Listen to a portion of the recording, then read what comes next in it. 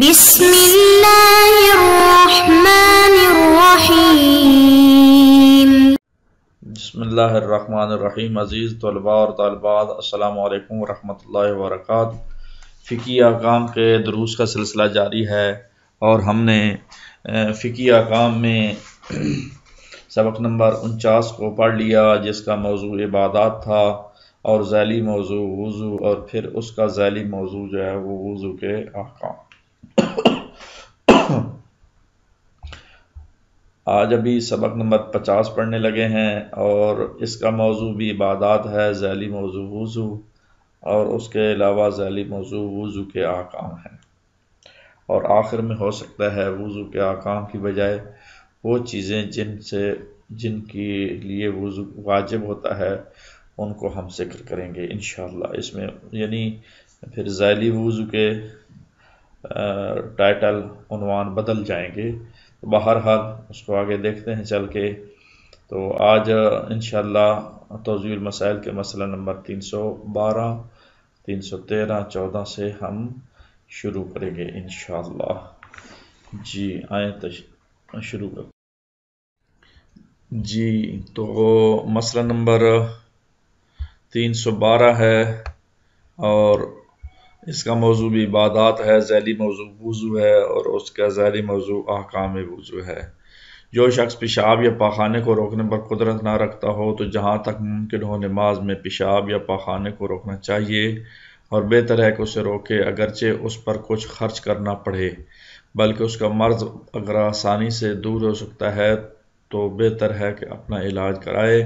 تو یہ مسئلہ واضح ہے کہ جو شخص پیشاب یا پاخانے کو روکنے پر قدرت نہیں رکھتا، کنٹرول بیچارے پر نہیں ہے، تو پھر اس کو چاہیے کہ وہ کچھ نہ کچھ کرے، اور اگر علاج کرانا ہو تو پیسہ خرچ کر کے اس کو علاج بھی کرانا چاہیے۔ یہ تھا مسئلہ نمبر 312۔ مسئلہ نمبر 313، جو شخص اپنا پیشاب یا پاخانہ روکنے پر قادر نہ ہو، اس کے لیے صحت یاب ہونے کے بعد یہ ضروری نہیں ہے کہ جو نمازیں اس نے مرض کی حالت میں اپنے وظیفے کے مطابق پڑھی ہوں ان کی قضا کرے۔ یہ بڑا نیا مسئلہ اور اچھا مسئلہ ہے کہ جو شخص حالت مرض میں ادھوری پوری کچھ پڑھتا رہا بیچارہ، تو اب ٹھیک ہو گیا ہے تو اس کے اوپر قضا نہیں ہے، اللہ تعالیٰ کی ایک طرف سے یہ سہولت ہے، رخصت ہے۔ تو بہرحال لیکن اگر اس کا مرض نماز پڑھتے ہوئے دور ہو جائے تو احتیاط لازم کی بنا پر ضروری ہے کہ جو نماز اس وقت پڑھی ہو اسے دوبارہ پڑھے۔ تو تھوڑی سی اس کو یہ ذہن میں ہونا چاہیے کہ جس نماز کو وہ ادا کر رہا ہے اسی وقت اس کا مرض ٹھیک ہو گیا ہے تو پھر اس کو پورا پڑھ لے دوبارہ۔ جی بہت ہی آسان مسئلہ تھا، اگلے مرحلے کی طرف بڑھتے۔ مسئلہ نمبر 314، اس کا موضوع بھی عبادات اور ذیلی موضوع وضو کے احکام۔ اگر کسی شخص کو یہ عارضہ لاحق ہو کہ ریحہ ہوتا ہے، ریح کی جمع ہے ریحہ، یہ عربی کا لفظ ہے اور اس کا معنی ہوا کا خارج ہونا ہے۔ تو وضو کیونکہ مبطلات وضو میں سے ایک یہ بھی ہے کہ ہوا خارج ہو جائے مقام پاخانہ سے، تو پھر اس وقت وضو جو ہے وہ باطل ہو جاتا ہے۔ تو اس کی بات کر رہے ہیں کہ ہوا روکنے پر قادر نہ ہو تو ضروری ہے کہ ان لوگوں کے وظیفے کے مطابق عمل کرے جو پیشاب اور پاخانہ روکنے پر قدرت نہ رکھتے ہوں۔ تو ہوا کا کنٹرول اگر نہیں ہے، اس کے نظام اخراج جو ہے وہ مسئلہ ہے، تو اس کو چاہیے کہ پھر وہ پیشاب اور پاخانے کے جو مسائل ہیں ان کے مطابق وہ عمل کرے۔ جی مسئلہ نمبر 315 ہے اور موضوع عبادات ہے، اور ذیلی موضوع جو ہے وضو ہے، لیکن اس کا جو ذیلی موضوع ہے وہ آج اس مسئلے میں بدل رہا ہے۔ تو وہ چیزیں جن کے لیے وضو کرنا چاہیے وہ کتنی چیزیں ہیں، سوال یہ ہے۔ تو 6 چیزوں کے لیے وضو کرنا واجب ہے۔ کتنی چیزوں کے لیے؟ 6 چیزوں کے لیے۔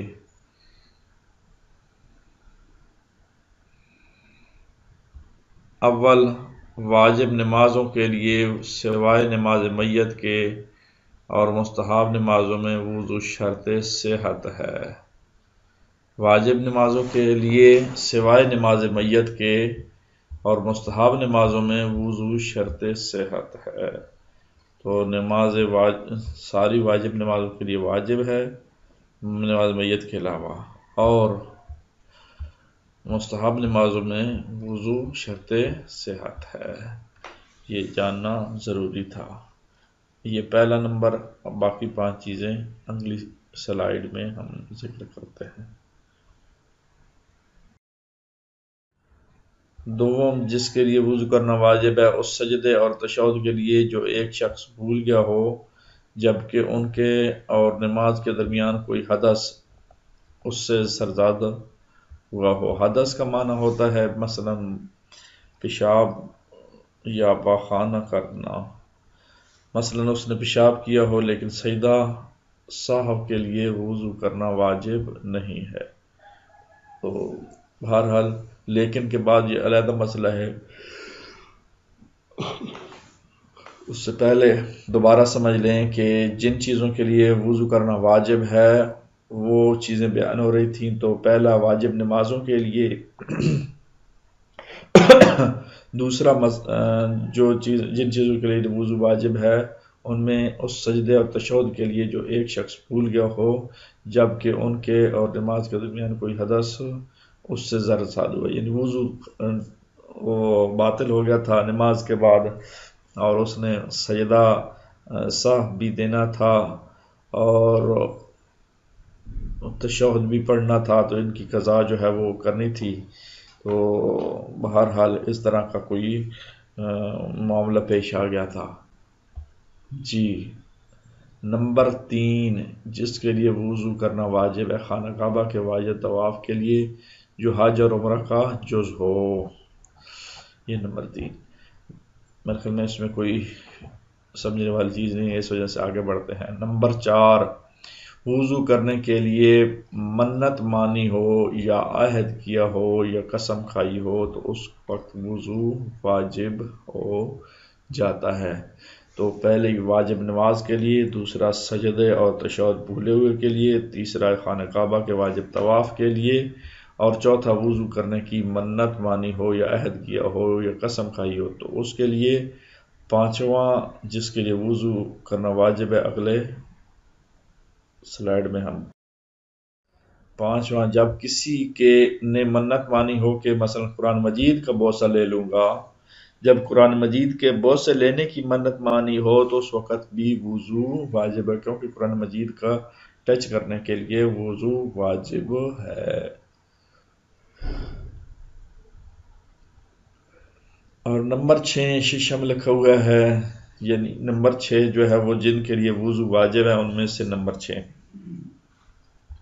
نجس شدہ قرآن مجید کو دھونے کے لیے یا بیت الخلاء وغیرہ سے نکالنے کے لیے جبکہ متعلقہ شخص مجبور ہو کر اس مقصد کے لیے اپنا ہاتھ یا بدن کا کوئی اور حصہ قرآن مجید کے الفاظ سے مس کرے تو اس صورت میں، یعنی قرآن مجید نعوذ باللہ کہیں گر گیا ہے غلطی سے بچے نے یا کسی وجہ سے جو وہ حادثے کی وجہ سے کہیں ایسی جگہ پہ گر گئے جہاں سے اٹھانا واجب ہے، مثلا بیت الخلاء میں، تو نکالنا واجب ہے جبکہ متعلقہ شخص مجبور ہو کہ اس مقصد کے لیے اپنا ہاتھ یا بدن کا کوئی اور حصہ قرآن مجید کے الفاظ سے مس کرے تو اس کے لیے واجب ہے کہ وہ وضو کرے۔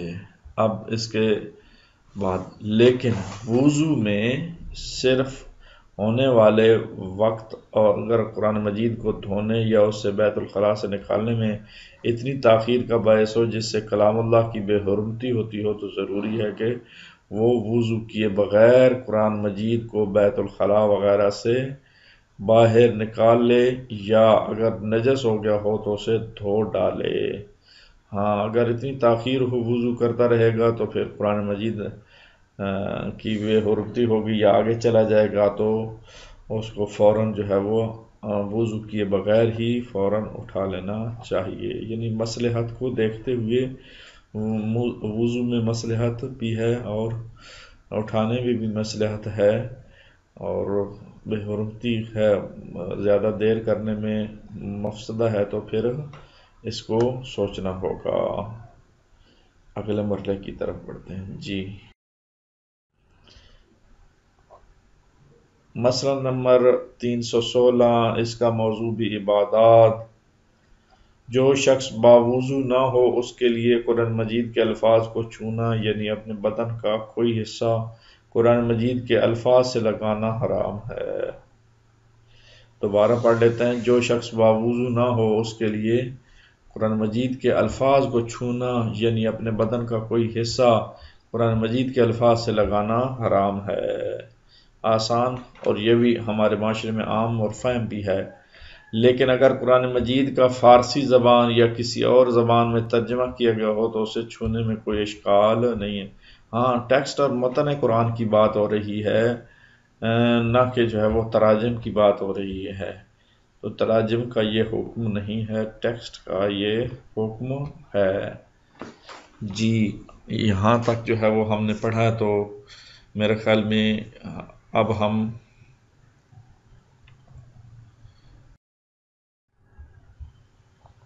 جی تو مسئلہ نمبر 317، بچے اور دیوانے کو قرآن مجید کے الفاظ کو چھونے سے روکنا واجب نہیں ہے، لیکن اگر ان کے ایسا کرنے سے قرآن مجید کی توہین ہوتی ہو تو اس نے روکنا ضروری ہے۔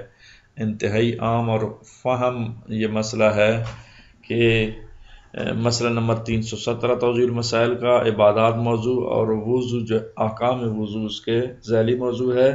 بچے اور دیوانے کو قرآن مجید کے الفاظ کو چھونے سے روکنا واجب نہیں ہے، جبکہ ہم نے تو یہ نہیں، بہت کم جو ہے وہ سنا ہے اس طرح کا مسئلہ، لیکن معاشرے میں ہم نہ سننا معیار نہیں ہے، سننا یا نہ سننا معیار نہیں ہے، بلکہ مسئلے کا ہونا کہ بچے اور دیوانے کیونکہ ان کو بشریت کے لاگو ہونے کے لیے یا رفع عن امتی کے ضمن میں آتے ہیں، تو اس وجہ سے، لیکن اگر ان کے ایسا کرنے سے قرآن مجید کی توہین ہوتی ہو تو انہیں روکنا ضروری ہے۔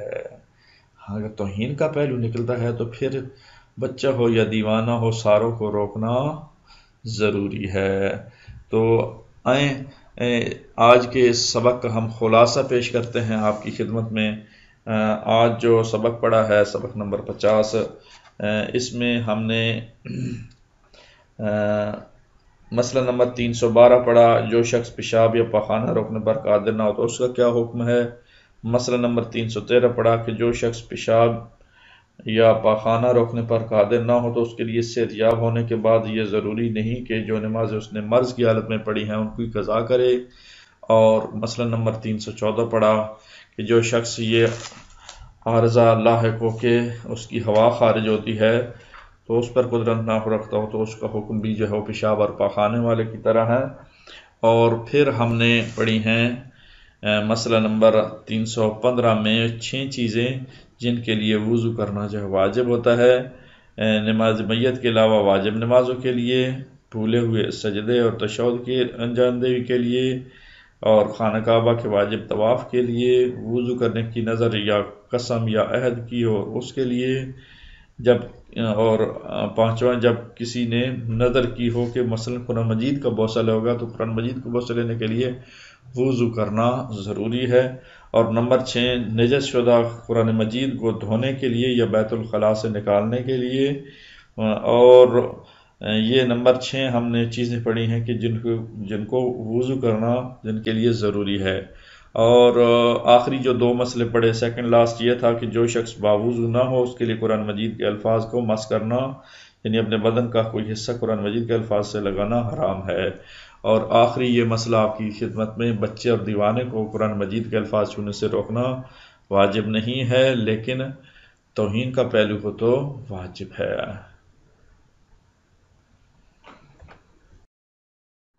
جی تو آخر میں ہم جو ہے وہ تمرین حل کر لیتے ہیں۔ اس کے 3 سوال ہیں اور خالی جگہ پر کرنی ہے، انتہائی آسان۔